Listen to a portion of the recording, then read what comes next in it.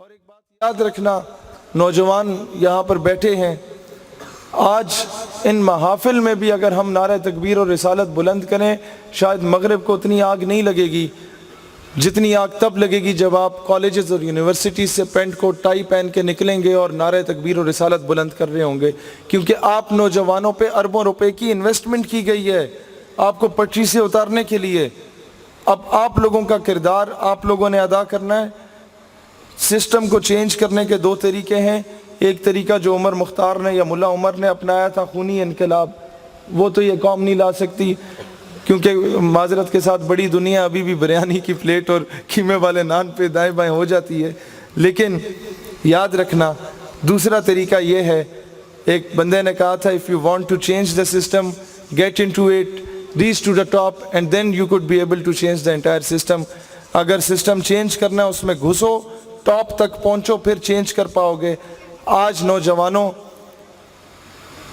نعرے بھی لگائیں گے، اچھی بات ہے، احتجاج بھی کریں گے جہاں ضرورت پڑی، لیکن مستقل تبدیلی کے لیے کیا چیز ضروری ہے کہ آپ لوگوں کو سسٹم میں گھسنا پڑے گا، آپ لوگوں کو ان اداروں میں گھسنا پڑے گا، آپ لوگ تیاری کریں اور ٹیسٹ دیں اور ان اداروں میں گھسیں، آپ لوگ اسسٹنٹ کمشنر اور ڈپٹی کمشنر بنے تاکہ کوئی ختم نبوت کے لیے ریلی نکالے تو درمیان میں دراڑیں نہ ڈالیں۔ آپ لوگ ڈی پی او اور سی پی او کیوں نہیں بن سکتے بھائی؟ آپ لوگوں نے صرف نعرے لگانے، ڈی پی او اور سی پی او بن کے نعرے لگاؤ نا، پھر دیکھو مغرب کو کتنی آگ لگتی ہے۔ بھائی اصل بات یہ ہے، عامر چیمہ شہید کا جب جنازہ آ رہا تھا نا تو میں بہت چھوٹا تھا، وہ ایئرپورٹ پہ جب میت آئی تھی نا تو میں مطلب بڑا چھوٹا تھا، میں چھٹی ساتویں میں ہوں گا غالباً، تو مجھے کسی نے بتایا کہ وہاں جو پولیس آفسر تھا اس نے سب کو دھکے دے کے پیچھے ہٹایا، تو کہ بھئی سائٹ پہ ہٹ جاؤ۔ بعد میں لوگوں نے کہا یار وہ عجیب آدمی تھا پولیس افسر، ہمیں دھکے دے کے پیچھے ہٹا رہا تھا، عامر چیمہ کی میت آتی ہے تو کھڑک سلوٹ مارتا ہے۔ تو لوگوں نے کہا یہ کیا ماجرا ہے؟ کہتا وہ تو مجھے آرڈرز تھے، یہ میرا عشق ہے۔ یہ ہر بندہ اپنے عشق کا اظہار اپنے انداز سے کرتا ہے، یہ بات یاد رکھیے گا۔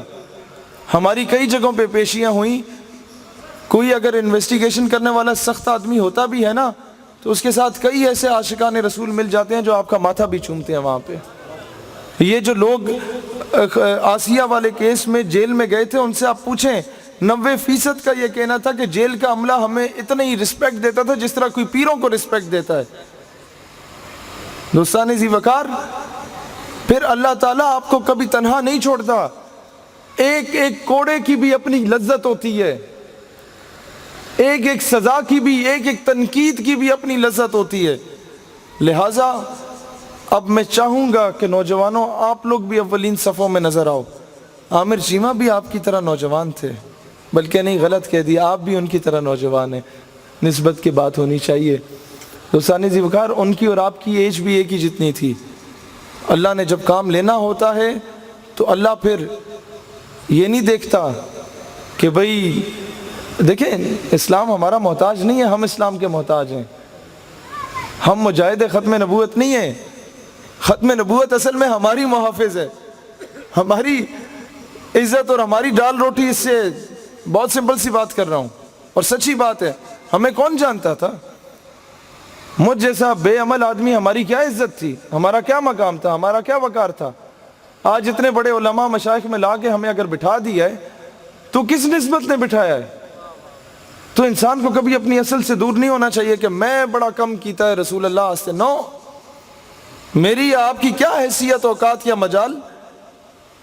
اپنی قسمت میں یوں نازا ہو کہ ہاں رسول اللہ نے اس قابل سمجھ لیا کہ تھوڑا بہت کام لے لیا۔ لہٰذا وہی بات جس سے شروع کیا، عشق رسول کمایا نہیں جاتا، عشق رسول بارگاہ نبوی سے عطا کیا جاتا ہے۔